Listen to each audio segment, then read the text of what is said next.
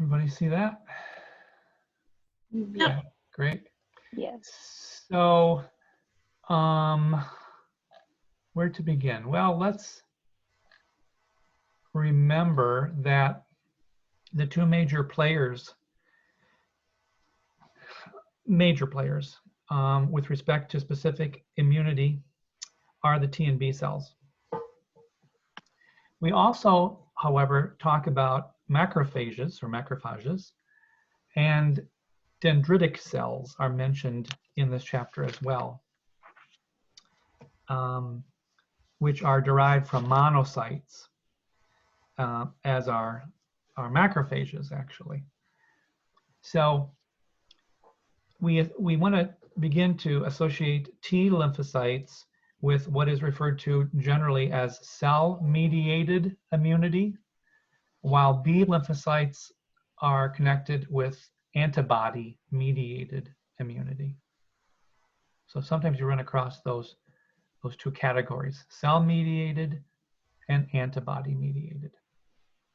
And we started talking on Tuesday about cell-mediated immunity and a little bit of antibody in terms of the role that B cells play, but we didn't get into much of B cells. So if I asked you what are some examples of T cells, specific T cells, could you tell me a couple of those?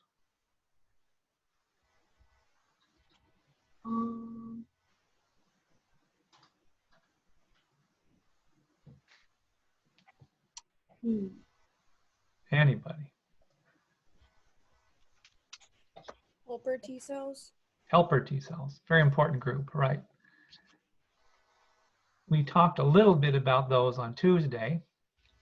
We actually mentioned that there were two kinds of helper T cells. But we really won't spend a lot of time distinguishing between those two, but the PowerPoint slides and the book do describe two different types.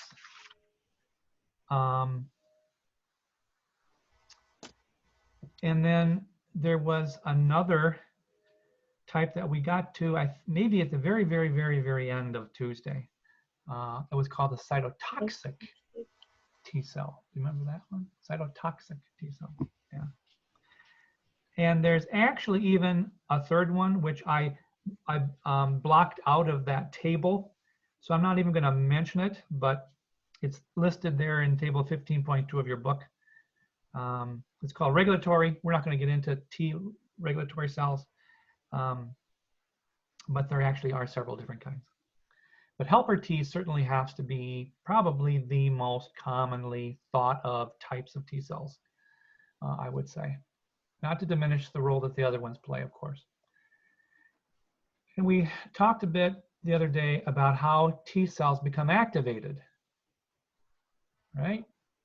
Can anybody shed any light on how that process sort of starts? You're a T helper cell. You're floating around in the bloodstream, or maybe you're in the lymphatic system, in the lymph node, and you're monitoring the lymph, and here comes a bacterial cell. Before you can do much about that potential pathogen, what must happen to you? Can you just phagocytize that cell or kill it right off the bat if you've never seen it recognize? Don't you have to recognize whether or not it's a foreign body or your own? Right. A very important part that we talked about on Tuesday, being able to differentiate between self and non-self cells. Absolutely critical. Right. Good point, Diana. So you're going to have this unique ability to identify that bacterium from another T helper cell, perhaps, or any other kind of body cell. And you do that via receptors you have present on the surface of your cell membrane, right? And we talked a little bit about that actually in the preceding chapter, I think. Toward the end of Tuesday, we also talked about another important mechanism that has to occur before a T cell becomes activated. And I gave you a very silly metaphor. Do you remember my dumb analogy? I don't think it's dumb. You're all dolled up, going to the ball. Oh, the presentation. Right. Yeah. So you must be presented what? What do you need to be provided as a T helper cell before you can become activated? Oh, an invitation. Right. And that invitation to the ball, if you will, is your ability to recognize that foreign molecule. We give a special name to that, starts with an A. Antigen? Right, antigen, the foreign antigen. You have to be able to recognize that foreign antigen. And who is going to announce you or announce the antigen to you?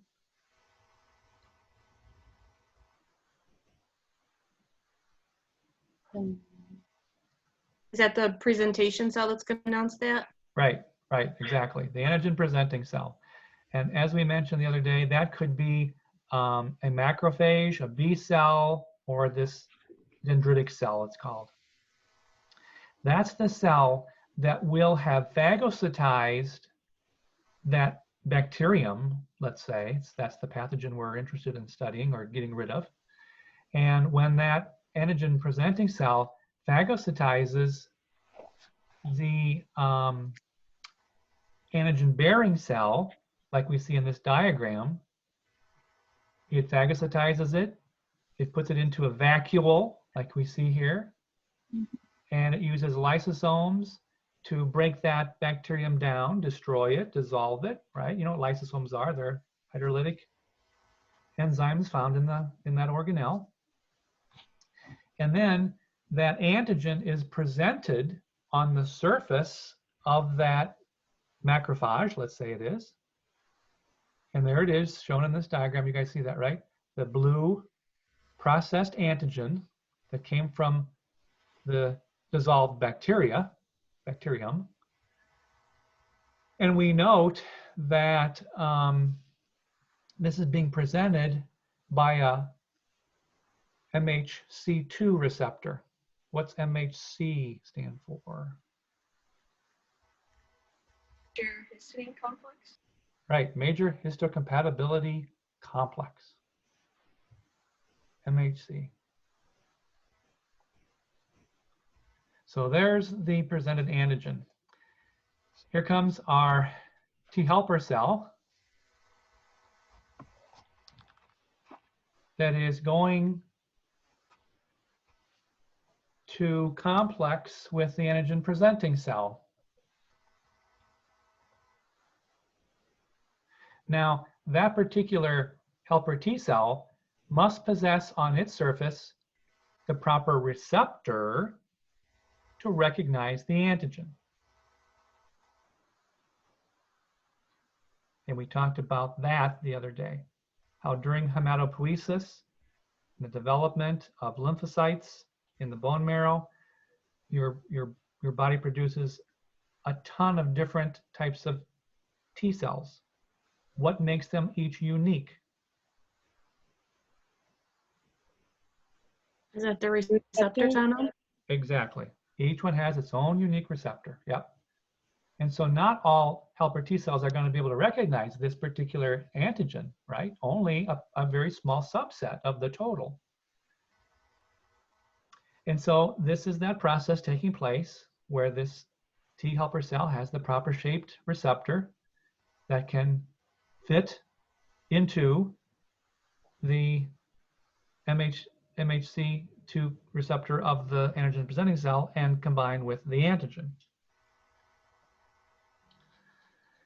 When that happens, when we have that docking, if you will, between the T cell, helper T cell, and the antigen presenting cell, then we talk about this antigen presenting cell actually producing interleukins, which sort of begins to fire this T cell up. It, I would say, assists in the activation of the helper T cell. So it's not simply docking alone, but it's also in conjunction with chemicals, i.e. interleukin and probably other cytokines, that gets this helper T cell just roared up, fired up.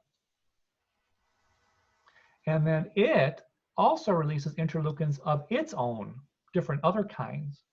And that's going to assist in helping in antibody-mediated immunity. It's going to fire up B cells. So there's a whole host of things that are taking place here, right? The activation of the helper T cells and also activation of other kinds of T cells like cytotoxic T cells. So this is about where we left off toward the end of Tuesday, as I remember. So here's the mention of interleukin 1 that I said just a second ago was released by the APC that aided in the activation of the helper T cell, right? And then, as I said, docking alone isn't enough to activate that cell and fire it up, the helper T cell. It is going to also, in response to getting activated, release other interleukins, specifically 2 here, that will play other roles in activating other additional immune cells like T cells and other B cells. So let me go to this next slide. And a lot of this is a repetitious review, if you will, of the preceding slide. So here's the APC. Here's the docking of the helper T cell. Now notice that this particular helper T cell has a CD4 receptor on its surface. Remember, we said that there were a couple of different kinds of T cells. You mentioned a couple just a moment ago, helper T cells and cytotoxic T cells. And I told you there were 2 different kinds of helpers. We weren't going to really differentiate between the 2, but there is actually a difference. It's this helper T cell number 2 that's really, we're looking at that right here actually, because it's going to help to fire up the B cells and also make memory T cells, and actually will differentiate into type 1 helper T cells. So it's a really interesting and important type of T cell. But whether it's type 1 or type 2, they both share the same CD4 receptor. This additional type of T cell, the cytotoxic, has a unique, slightly different CD receptors, and it's called number 8. So here we've got the activated CD4 cell, which, as we said a moment ago, can produce interleukins and activate B cells, and we'll talk about that in a few minutes. But look what else occurs. This cell will differentiate and divide also into, these are called memory T cells. So obviously T sub M, M stands for memory, just like H stands for helper, okay? And then we note that in addition, some additional helper T cells can be formed, some of which will differentiate into our cytotoxic T cell. That's what this is. How do I know this is cytotoxic? CD8. Right. And I try to kind of give you a visual cue there. I mean, obviously the numbers there, but I thought, well, I'm going to put a red star by the CD4 type of helper T cell and a blue next to the CD8 cytotoxic, if that kind of helps kind of differentiate for you. I don't know, but that's what I did. These stars are not in the figure in the book. And this particular CD8 cytotoxic T cell, notice that before it can become toxic to the pathogen, it, like the cell that it sort of developed from, has to dock with another APC that's presenting the same antigen as this one did, okay, from that same bacterium that's going to cause this potential infection. And so whether you're a cytotoxic T cell or a helper T cell, you must be presented the antigen before you can become activated. When a cytotoxic T cell becomes activated, it has the ability to produce different kinds of chemicals, and I list there are two of them here. One's called perforins, and there's a group called granzymes. Now, before this cytotoxic T cell can release those chemicals that will eventually kill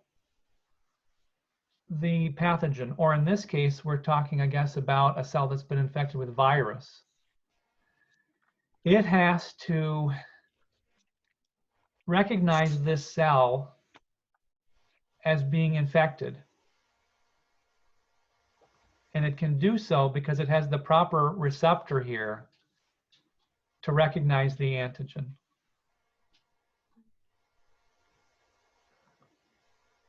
And then once that happens, these granzymes and these perforins will literally poke holes in this infected cell loaded with virus and kill it. And that presumably prevents the virus from replicating inside. So you just kind of get rid of the virus. We don't kill it. We don't kill the virus because viruses aren't alive. Even though on the TV last night, they mentioned it 5 times in a news report. And I was kidding my wife. I was like, can you believe they're saying this? The virus is dead. It can't live on surface and blah, blah, blah. No. Let's get this right. Viruses aren't alive. They were interviewing a epidemiologist from some organization that was very careful in the choice of his words. He did not use the words kill or alive. This guy knows what he's talking about. He said inactive. I like that word. So we're inactivating the virus. We're not allowing it to form in the cell because we're killing the host cell, if you will. So this next few set of slides is simply reviewing what we've just talked a little bit about. And I'm trying to remember if we played this video Tuesday. Did we? I can't remember. We're going to watch it again anyway. It's like a minute and a half long. This is going to talk about how cytotoxic T cells basically are destroying the virus that's inside a host cell. But as it mentions here too, cytotoxic T cells are also targeting cancer cells. So it's not strictly virally infected cells. It could be other non-self cells. Even though cancer is derived from self cells, it's viewed by the immune system as a non-self cell. When a virus infects a cell and synthesizes viral proteins, some of these proteins are degraded to peptide fragments. Can't see the video. Can't see the video, okay. These peptide fragments are complex. When a virus This is the same issue we had the other day, wasn't it?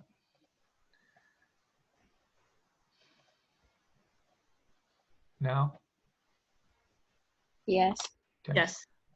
When a virus infects a cell and synthesizes viral proteins, some of these proteins are degraded to peptide fragments.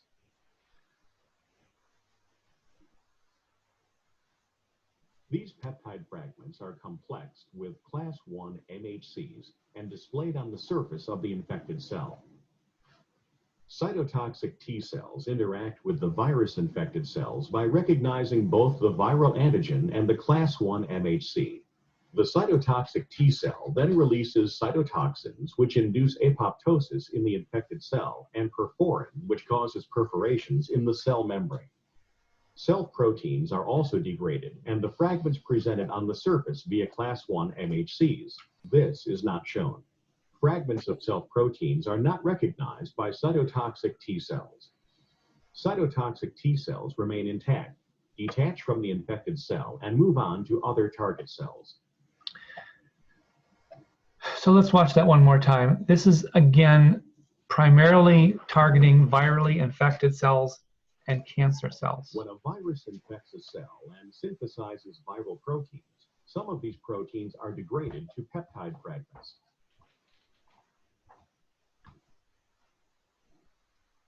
These peptide fragments are complexed with class 1 MHCs and displayed on the surface of the infected cell.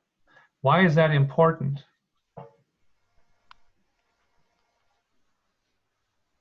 Recognition later on. Right, you got to be able, as a cytotoxic T cell, to recognize this cell as having been invaded already by virus. If a cell has not been invaded by virus, is it going to present this antigen? No. And so you're not going to target a cell that hasn't been invaded with virus. You want to target those cells that have been taken over by virus. And so this is a marker that tells the cytotoxic T cell this cell needs to be neutralized. And it can do that because it's going to have, again, a receptor complex that will recognize that.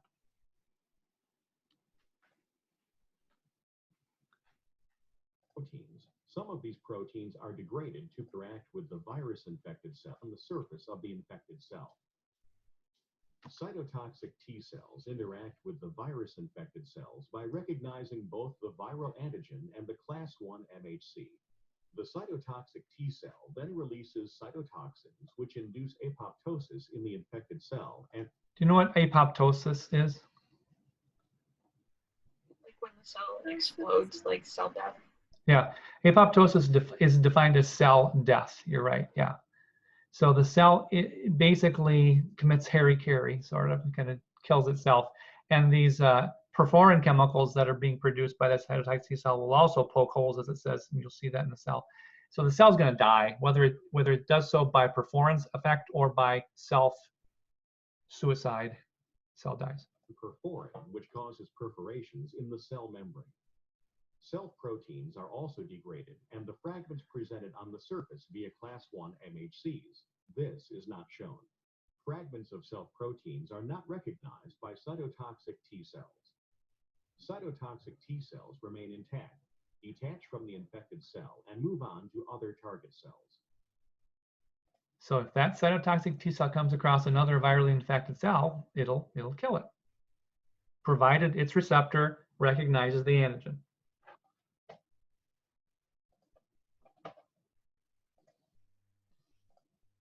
Okay. So this next slide, do you see the cytotoxic T cell activity here? Yes. Okay, great, thanks. So this is simply kind of showing some actual photographs, and notice how large, in this case, the cancer cell is, or, well, I guess they're both cancer cells, aren't they?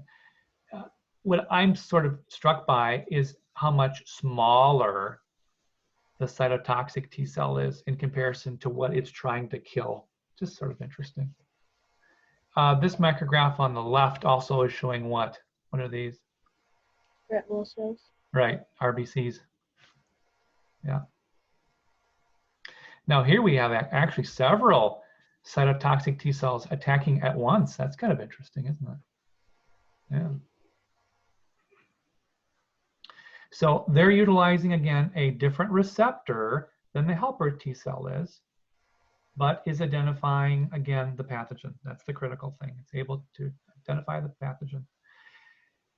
And then your book mentions actually another kind. We don't talk a whole lot about it. The book does not spend much time on it. These so-called natural killer cells. I love the name. Natural killer cells. Glad I got those. They're part of that cytotoxic cell-mediated immunity. They destroy other cells very similar to the way the cytotoxic T cells do with the help of perforin and granzymes, basically dissolving the cell membrane. And as it mentions there in your book, they're found within different organ systems. They mention there the respiratory system, the cardiovascular system. They're circulating there, and as your book mentions, probably are the first cells to attack cancer and virally infected cells. But they really don't distinguish a whole lot about them, other than to mention that they exist.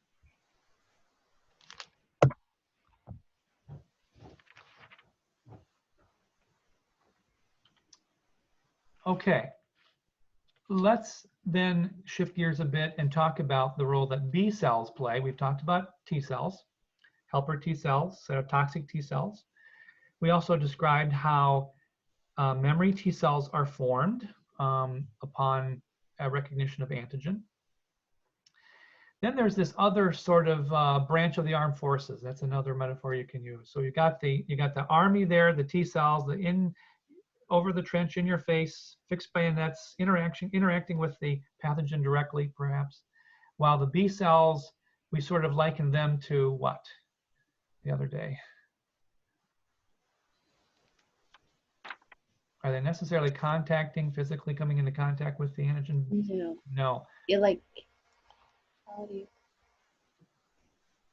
like, They're away from the front. yes. And how are they killing the enemy?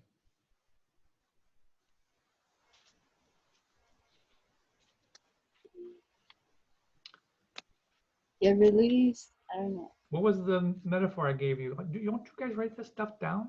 I have it as missiles, which are antibodies. Thank you. Beautiful. Remember that? The missiles are firing off. The antibodies that they're releasing in response to the antigen. Yep, that's exactly what I was talking about. So they don't begin to fire off their missiles until they get the signal from the T cells to do so. Okay? Yep. So theoretically, if we take away the helper T cells from the equation, theoretically, does that diminish the role of B cells? Of course it does, big time, because again, B cells must be activated by T cells. So in certain diseases, let's say like AIDS, and I don't mean to beat that to a pulp, but with HIV, we said that the target cell was the helper T cell. That's what that virus infects. So you're taking, in essence, if we use, again, another silly metaphor, let's pretend we have a three-legged stool and you cut two of the legs off. The stool is going to fall over, right? Mhm. So if you cut off the helper T cell function because of the HIV virus invading it, and the cells making more HIV, then you also basically take that next leg and cut half of it off because the B cells can't know to secrete antibodies to the virus because the T cells aren't signaling them to do that. So again, there's a lot of coordination here.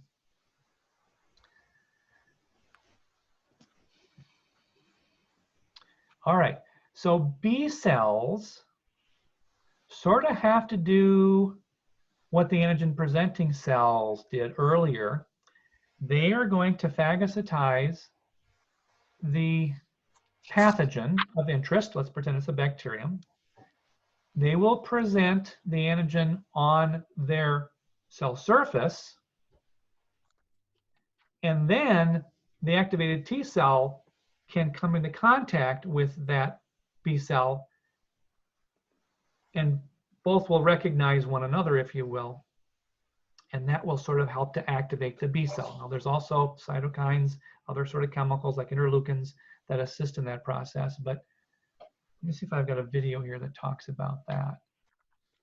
I guess I don't. I thought I did. Let me see if I can find that. I'm teaching this same topic in A&P, so I'm getting the two classes a little confused here. Gosh, was it this one? Do you guys see a video or no? Yes. Okay, I'm not sure this is the one. Let me just run through it real quick. Isn't this Antigens are processed differently. The combination is then transported to the Golgi apparatus, and from there, from the Golgi apparatus membrane, can stimulate other immune system cells. No, that's not the one. Oh, I know which one it was.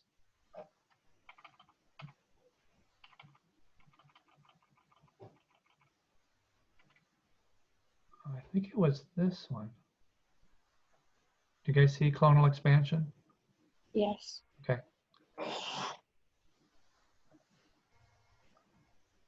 The immune system can produce Let me go through the middle of this. Dumb thing keeps popping up. Oh, we'll have to watch the whole thing, I guess. antibodies against millions of different antigens. B cells, which are constantly produced from lymphoid stem cells, are found in the blood and lymphoid tissues. Each B cell can synthesize only one of the millions of possible antibodies and displays this antibody on its surface.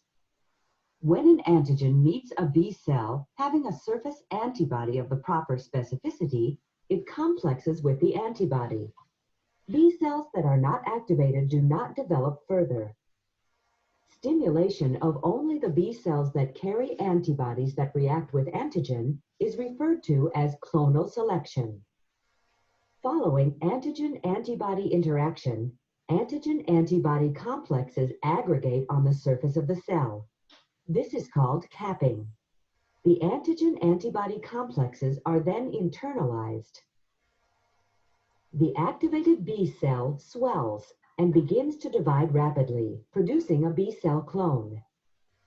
The B cells then differentiate into plasma cells and memory cells.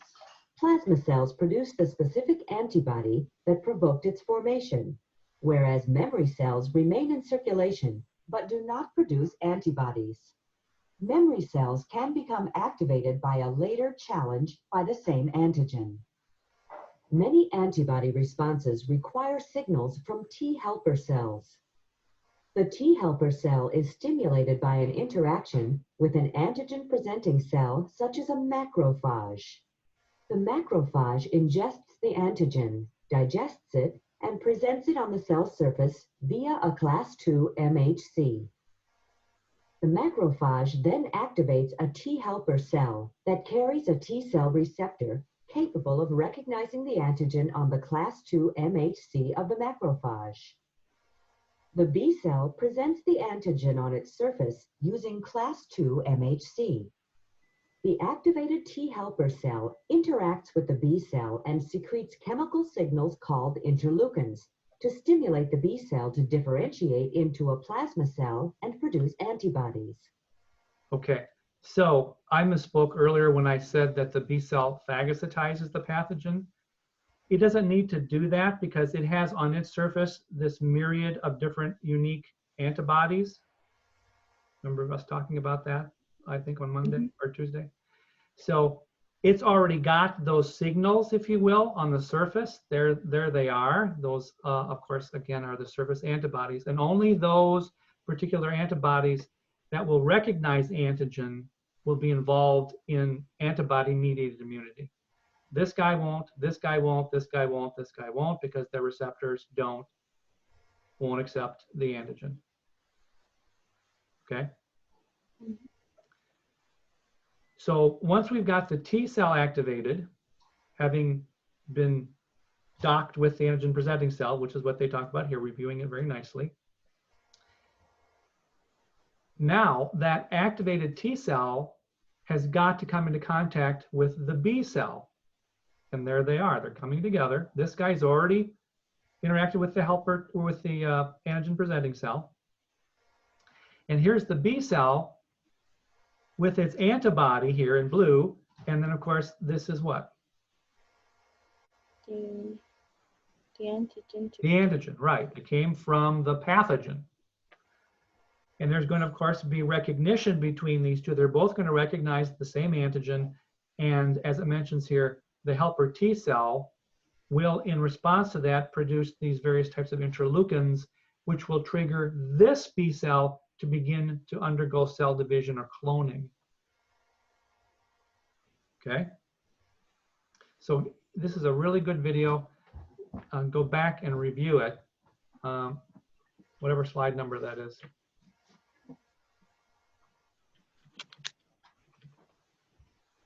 Okay. What do you see on your screen?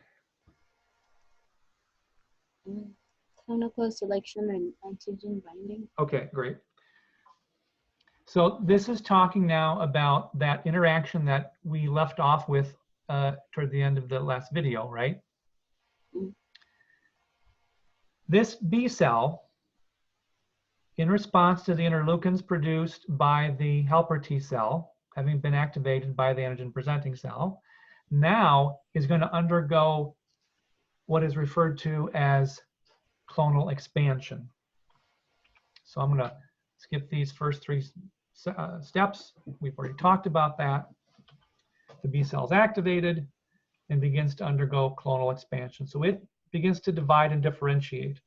And the two major cell types that, of course, are formed are these memory B cells and plasma cells. We talked about plasma cells just briefly the other day.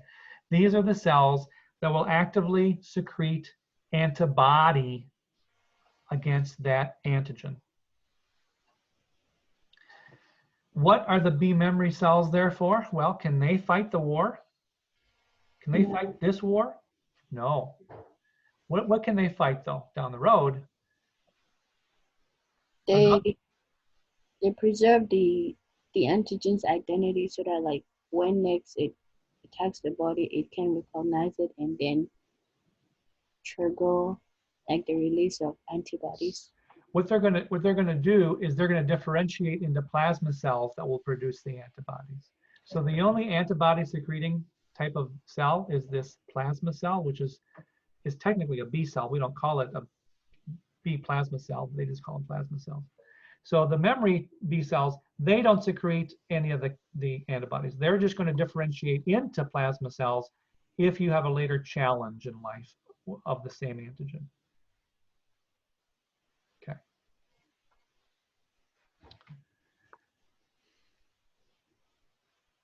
So let's talk now about these antibodies, or as we said the other day, another word for that is immunoglobulin, or IG for short.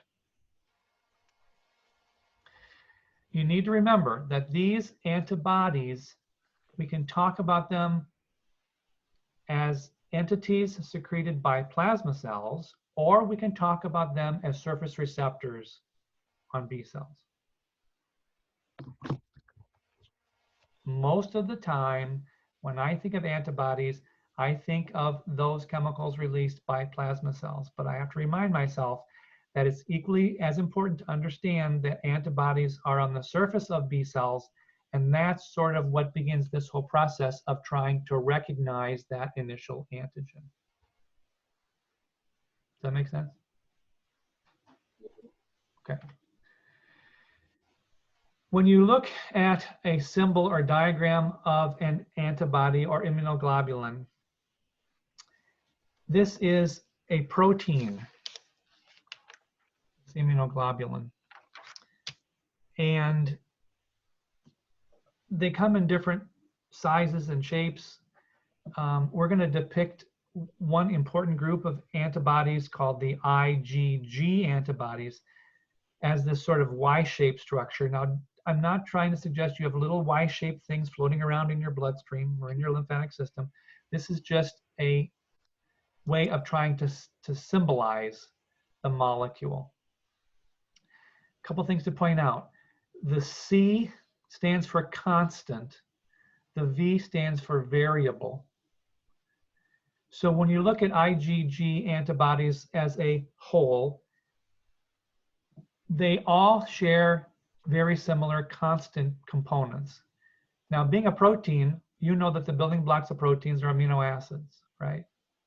So if you were to look at the amino acid sequencing here in the purple zones, the C zones, within an IgG antibody category, they'd share very, very similar C constant regions. But the variable regions would differ. Why do you think that would be the case? You better know this answer.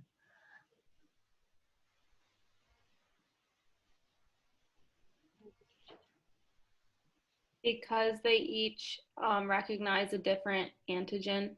Exactly. Right. It's critically important to know, and I'm assuming that that's pretty obvious. I hope it was. I'm not trying to insult your intelligence, but I want to make sure you understand and are linking these things together. We're putting the puzzle pieces together. So when we talk about antibody-antigen interaction, whether that's on the surface of that initial B cell or on the antibodies secreted by the plasma cells, this is the zone in V, as it indicates obviously here, where the antigen and the antibody will physically come into contact with one another.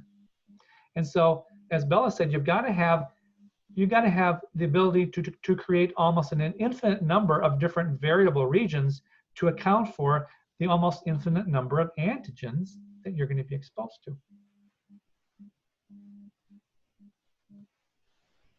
Okay. This is just another way to visualize the IgG antibody. I'm not going to really get into the differences, but it has a three-dimensional conformation like any protein does. Okay, so here are the 5 major groups or classes of immunoglobulins. And I do want you to know the 5 categories. If you want a silly mnemonic to remember, maybe you can come up with a better one because I just can't. I think of an imaginary word, gamed, G-A-M-E-D, gamed. Is there a word? We just made one up, gamed. Those are the 5 antibody categories or classes. G-A-M-E-N-D. I can't speak to where the letters came from. I'm not sure.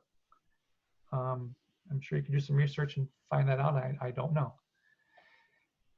So if you had to pick one of the 5 that is kind of most prevalent, as I've mentioned here, would be the IgG antibody class. Produced by plasma cells. We'll be talking more about the primary and secondary responses in a few minutes. This is the one that can cross the placenta. This is why when you look at newborns, it's always amazing to me how healthy they are for the first few months of life. Think about that. You've been in a sterile field for 9 months, and suddenly out you come into this very cruel world of COVID-19 and a million other antigens. And why babies don't get sick? It just blows my mind. It's astounding to me. Well, we know why. It's because mom provided her or him with all of these IgG antibodies. Yeah. Now this is short-term protection until the infant can begin to develop his or her own unique immune response.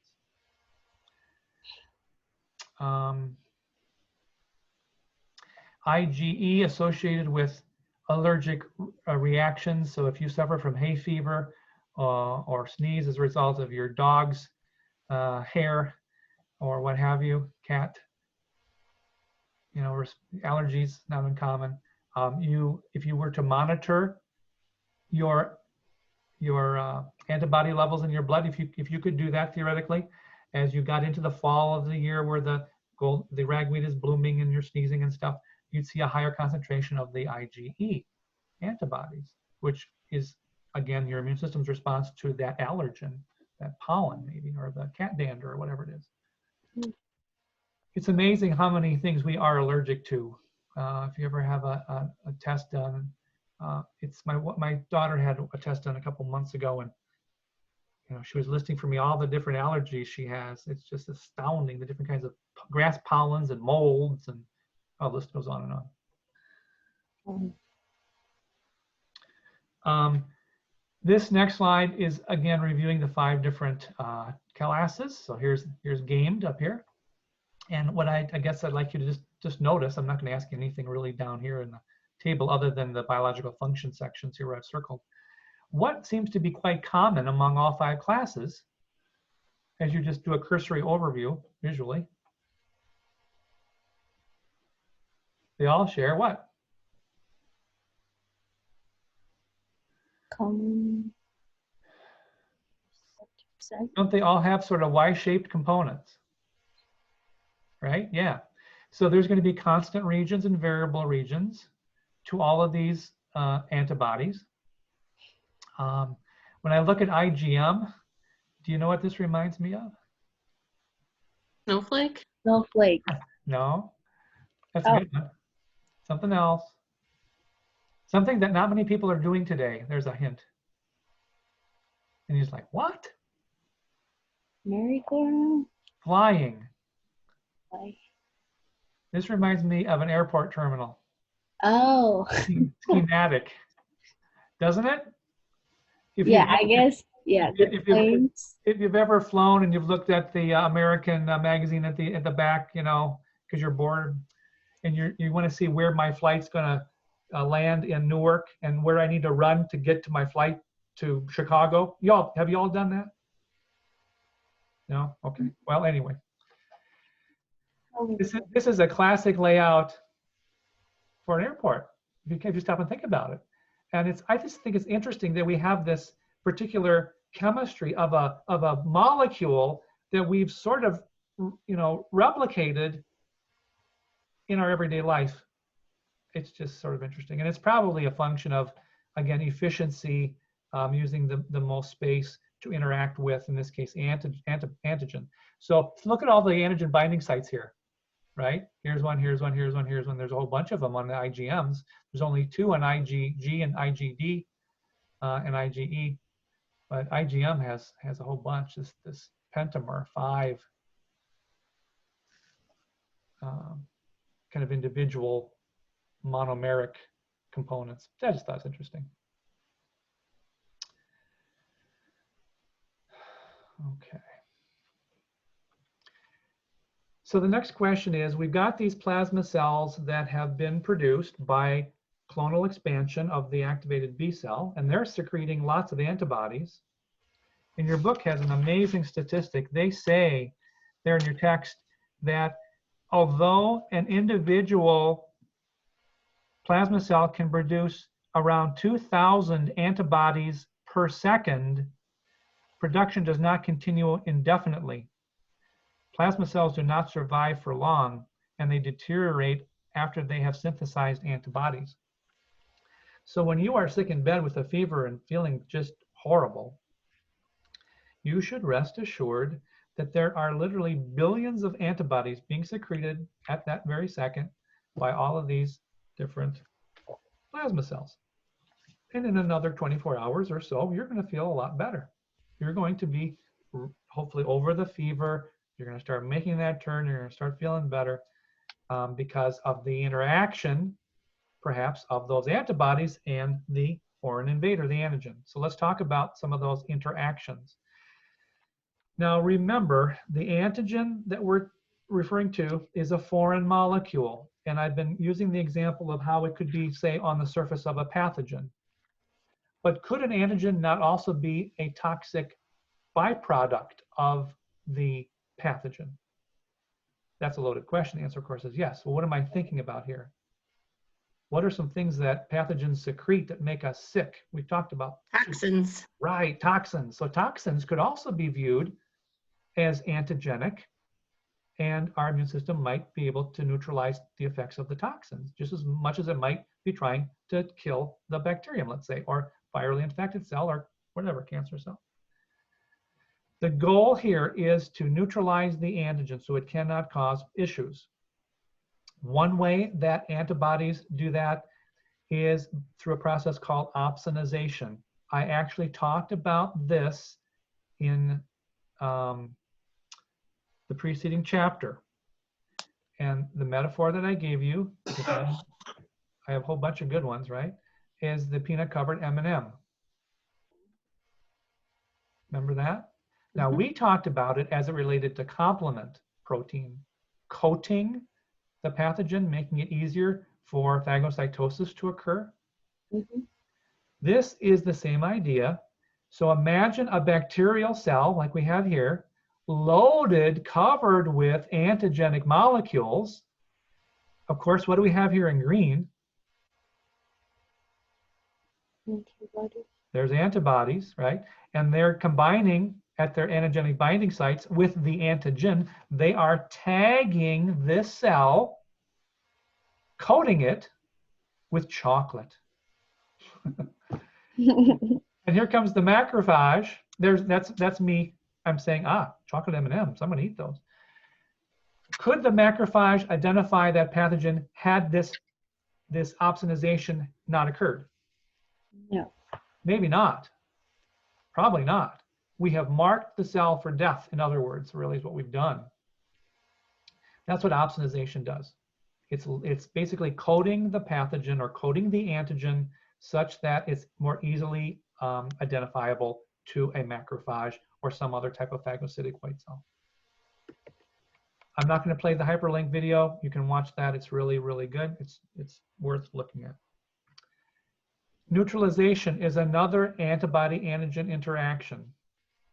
This tends to target viruses, although it can also target toxins, and interestingly enough, insect and snake venom. So if you ever get bitten by a cobra or an eyelash viper when you go to Costa Rica, when I was in Costa Rica, one of my first times ever there, I was able to hold one of the most poisonous snakes in the world. No way. Yes, I have a picture of it. I should dig it up and show it to you. It's called the Fer-de-Lance. Have you ever heard of it? Mm-mm. The Fer-de-Lance is it's probably one of the top 5 most poisonous snakes in the world. It has a nasty neurotoxin. I mean, it'll kill you in a second. But Did they take out the venom or what? well, sometimes what they do for some of these snakes is back years ago in Miami, there was a place called the Miami Serpentarium where they used to milk the snakes of the venom. It's really fascinating to watch. I mean, it's scary as hell to watch. You got to know what you're doing. Yeah. But they would literally take the live snake and they'd have a cup. Have you ever seen this? And they would. I've seen TV shows on I it. feel like Yeah. So here's the fangs of the snake, and they would push down on the cup with the snake's head, sort of, so the fangs would come out, and you could see the venom dripping from the fangs into the cup that they would make anti-venom with. They'd study it.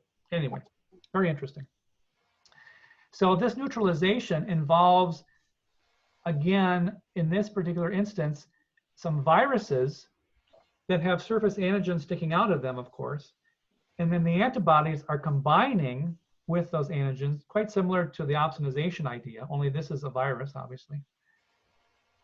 And what this in essence does is it covers the binding sites of the virus such that it cannot dock with the host cell. Now remember in the virus chapter, we talked about how the virus had to have special glycoprotein spikes. Remember H1N2 or all those? And it had to combine with the special receptor on your cell, the host cell, and then it was allowed to come in, and that creaky door sound that we saw in the video, remember, of the NASA video or whatever it was? Yeah, it was allowed in. Well, these guys can't get in because the antibody has literally covered up those surface spikes. Very, very cool. Yeah, neutralization. Again, another video you can watch. Agglutination. Now, where have you heard that term? Blood typing. Right. When you take incompatible blood groups and combine them, we talk about the cells agglutinating or clumping. And so in the same way that you can have agglutination between blood cells due to particular antibody-antigen interactions, it's the same idea here.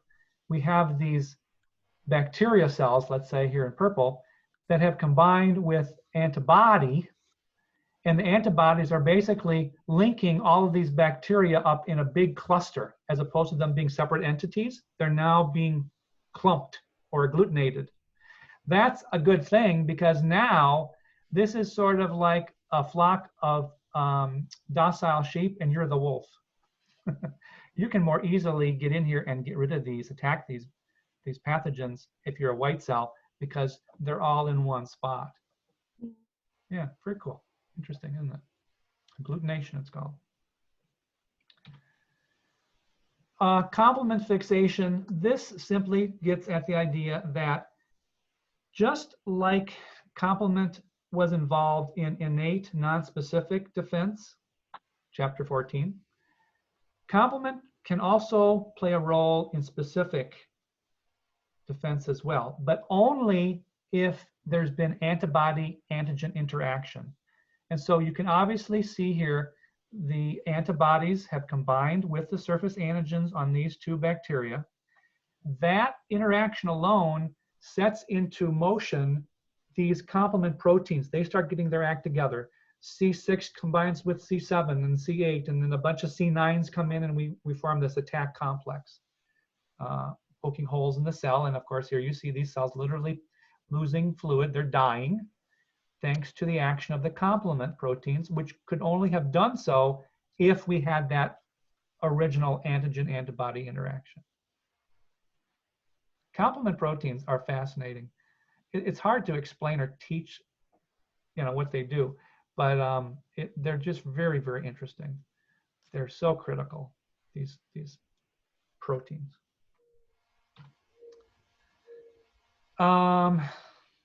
I'll let you read over this one, precipitation. This is somewhat similar to agglutination, only it appears like we're looking at individual antigenic molecules like toxins that just sort of get tied up and can't work. Free floating, that's the key here. Free floating antigens, as opposed to them being part of a cell. You're just basically locking them up. They can't do any harm because the antigens are blocked, if you will, by the antibodies. Again, another video that will kind of do a nice job summarizing these various interactions. You can watch that. This is looking at what occurs when you're first exposed to a given antigen. Now, some of this is somewhat theoretical because it depends upon what the antigen is and the health of the patient and all this sort of stuff. So, but generally, let's assume you're exposed to a given antigen on time 0, day 0. Let's follow what happens to you over the next 4 weeks with respect to the antibody titer or antibody concentration in your bloodstream. And notice that there is this initial lag or latent period. Now they do list here 10 to 12 days. It could be shorter than that. It could be longer than that. It depends upon the pathogen. With COVID-19, right, this is probably pretty close to the latent period, but different viruses and different bacteria and so forth have different lag times in terms of when we would express in our bloodstream the presence of certain antibodies. So look what happens first. Here's the IgM antibodies being secreted initially. It's taken almost 2 weeks for that to start to occur. And notice that that's, again, IgM. So this is really the first antibody produced, typically. And then a few days later, here comes IgG. And that response is generally much taller and higher. So we have a higher concentration or titer of IgG following initial IgM exposure.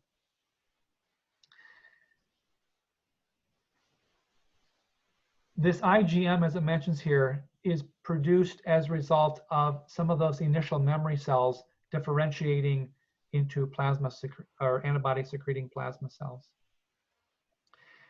Notice that these levels will begin to go down after a certain time frame. This would, of course, depend upon the health of the patient and what the disease is or infection is. But eventually, we're assuming that the battle is won and these levels come down to 0 and you're feeling better.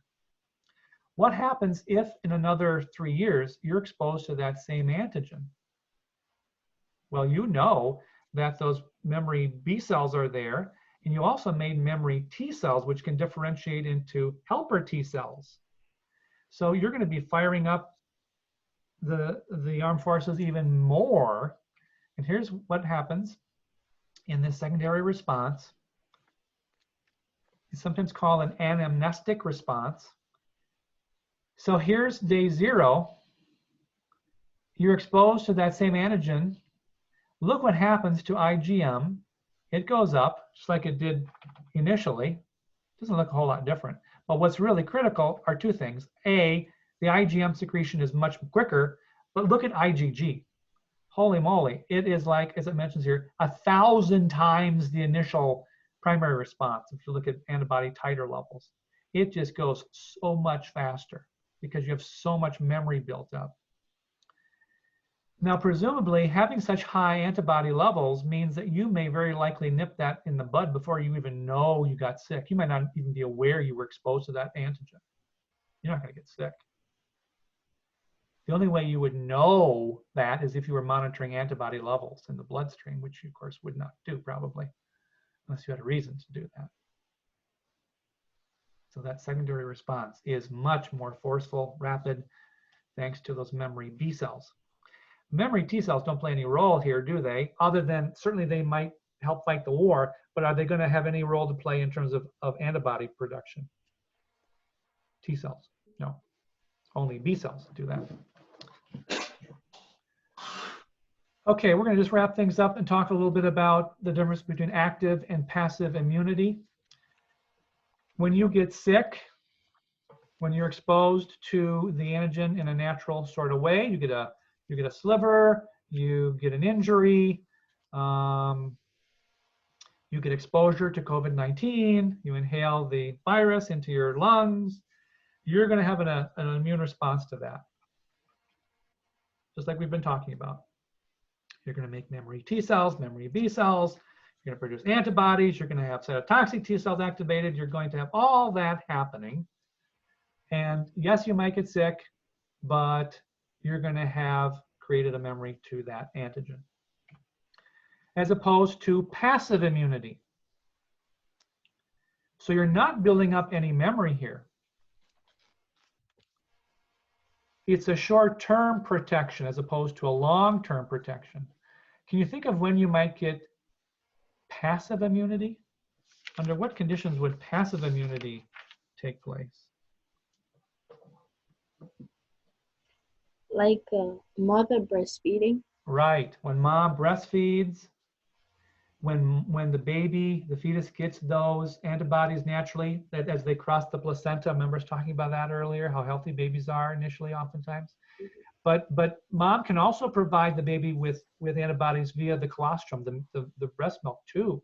So there's all sorts of good reasons why, if you can breastfeed, you should try to do that. And it's not always easy to do. Not all women can do that. But I will tell you that if you can do that, you are providing a real benefit to your child. It's not easy. Lots of sacrifices, especially in this very busy world we live in, where everybody's working and you got to pump at work and all that. But just for what it's worth, it's really a beneficial thing for the baby. Some would argue less colicky babies if they're breastfed. Maybe not. I'm not sure about that, but it's not going to make them more colicky. Like vaccination, isn't that passive immunity? Yes, if you are provided with the antibody,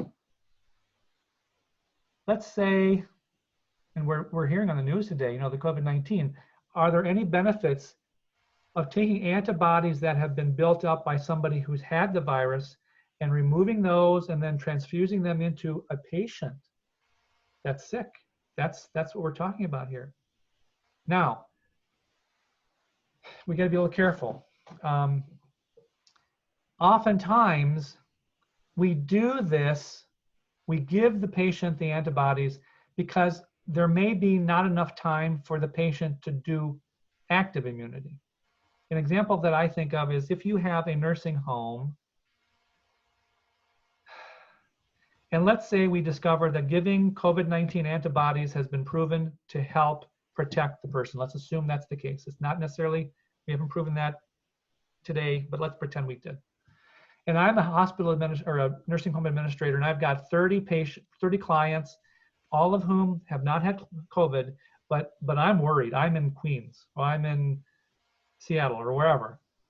If I knew I could give those clients the preformed antibodies to COVID-19, would I not be providing them with immediate protection? The answer, of course, is yes. How long would that last? Not very long. Not as long as it would had they had it 30 years prior. You know what I'm saying? Because you wouldn't have that anamnestic response. But you can give them high concentrations of antibodies, but these are proteins. They're not going to last for a long time. But that doesn't matter, because let's pretend I'm dealing with a flu virus, an ordinary flu virus, and I know the flu season is from September till May. That's usually around the time. So if it's in March or February, and I give them the antibodies, I'm giving them immediate protection against that virus, but I don't care that it's going to wear off by June 15th, because by that time, what can I assume? They won't be getting the flu. The flu season's over. Yeah. People are outside and they're spreading themselves out, and we're not in confined areas, which are conducive for spread. You know what I'm saying? So that's a good way to think of passive immunity, either natural passive or artificial passive. Okay, artificial being given the IV or given a shot perhaps. Natural passive would be the mother breastfeeding the baby. Okay.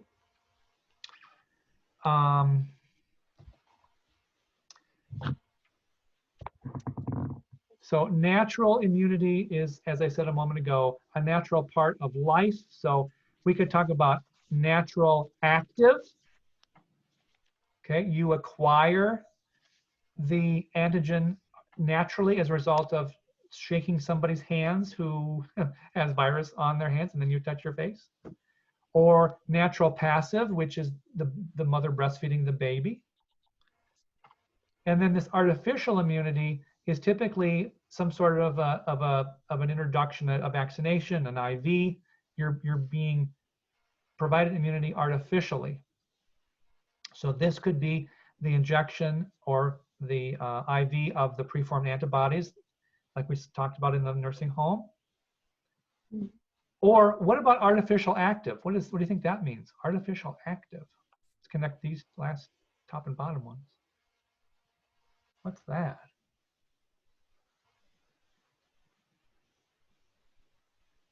Anybody get a flu shot this year? I did. Bella didn't. Yes. Maggie did. Yeah. Do you know what you were given? You were likely given an attenuated form of the flu virus in that injection. What does that mean? Does that mean weakened? Yes, exactly. An attenuated is a weakened version of the pathogen. Now, what do we want to do? What do we not want to do? We do not want you to get sick. If I wanted you to get sick, I'd give you an unattenuated virus. I wouldn't do that, but if I did, you could get sick. What do I want to do, however? Create immunity. How? You're right. Make antibodies. What am I doing? When I give you that attenuated virus, I'm trying to do what to your immune system? Recognize the pathogen. Well, I'm thinking of a different word. I'm tricking the immune system, right? I'm tricking it into thinking what? That it has the flu. Right. But you're not going to get sick, hopefully, right? But the immune system is going to respond as if you had naturally acquired it. It's going to build up memory T cells and memory B cells. Yeah. So that's the whole idea behind, say, a flu shot. You're given the attenuated virus. Your body goes through the development of memory T and B cells. Why? Why? What's the purpose of that?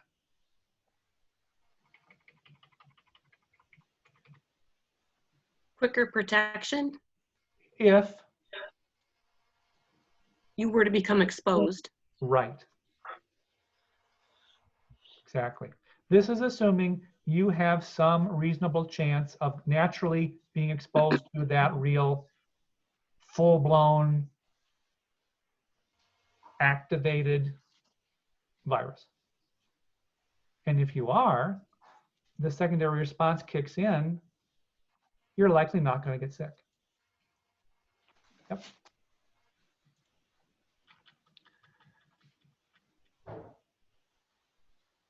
And this figure 1518 just reviews that.